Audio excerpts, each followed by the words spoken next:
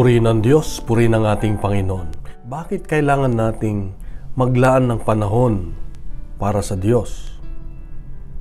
Sa Ebanghelyo ngayon, makikita natin na habang si Jesus at kanyang mga alagad ay paparaan doon sa Galilea, ay minabuti ni Jesus na huwag ipaalam sa ibang tao. Dahil gusto niya silang turuan, gusto niyang masarili ang kanyang mga alagad.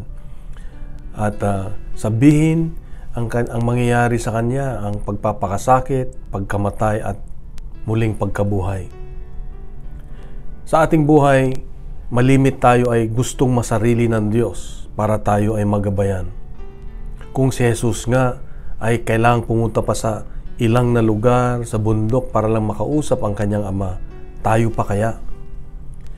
Na ang mundo natin ay napakaingay sa napapanood natin, sa naririnig natin, lalo na sa social media, sa mobile phone, sa internet.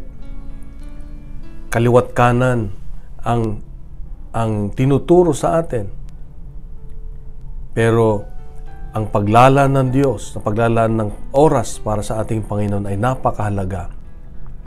Dahil tayo ay kanyang magagabayan, tayo ay masasarili niya, at madaling makasunod sa kanyang kalooban pag inuuna natin siya lagi at binibigyan ng panahon.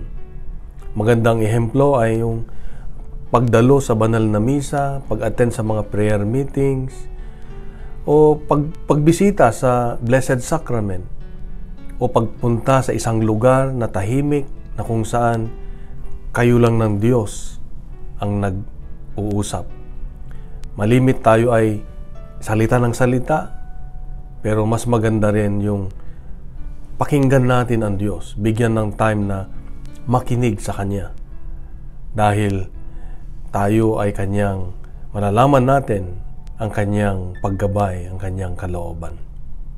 Kapatid, itong paalala ng Diyos sa atin, maganda dito, paggising sa umaga, huwag cellphone kaagad ang ating titignan o hanapin. Unahin natin ang Diyos, pakinggan natin ang Diyos, kausapin natin ang Diyos, at sigurado sa maghapon, magagabayan tayo ng ating Panginoon.